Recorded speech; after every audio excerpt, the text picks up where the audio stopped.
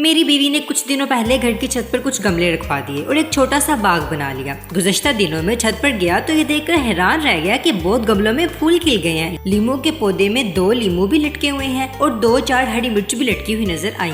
मैंने देखा कि गुज़श्ता हफ्ते इसने बांस का जो पौधा गमले में लगाया था, इस गमले को घसीट कर दूसरे गमले के पास कर रही थी। मैंने कहा, तुम इस भारी गमले को क्यों घसीट रही हो? बीवी ने मुझसे कहा कि यहाँ बांस का पौधा सूख रहा है, उसे खिसकाकर उस पौधे के पास कर देते हैं।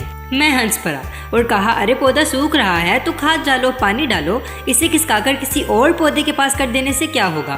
बीवी ने मुस्कुराते हुए कहा, ये पौधा यहाँ अकेला है इसलिए मुरझा रहा है, इसे उस पौधे के पास कर देंगे तो ये फिर लहला उठेगा। पौधे अकेले में सूख जाते हैं लेकिन इन्हें अगर किसी और पौधे का साथ मिल जाए तो जी उठते हैं। ये बहुत अजीब सी बात थी। एक एक करके कई फोटो आंखों के आगे बनती चली गई। वालिद की मौत के बाद वालिदा साहिबा कैसे एक ही रात में बहुत बूढ़ी हो गई थी। अब्बू जान के जाने के बाद वो सूखे हुए पौधे की तरह रहती थी। जिस वालिदा साहिबा को मैंने कभी उदास नहीं देखा था, वो वालिद साहिब के जाने के बाद खामोश सी हो गई थी। मुझे बीवी के यकीन पर मुकम्मल एतमाद हो रहा था। लग रहा था कि सचमुच पौधे अकेले में सूख जाते हैं। बचपन में एक बार बाजार से एक छोटी सी रंगीन मछली खरीद कर लाया था और उसे शीशे के जार में पानी भरकर रख दिया था। मछली सारा दिन गुमसुम रही। मैंने उसके लिए खाना भी डाला लेकिन वो चुपचाप इधर उधर पानी में घूमती रही और इसको डाला गया सारा खाना जार की तह में जाकर बैठ गया।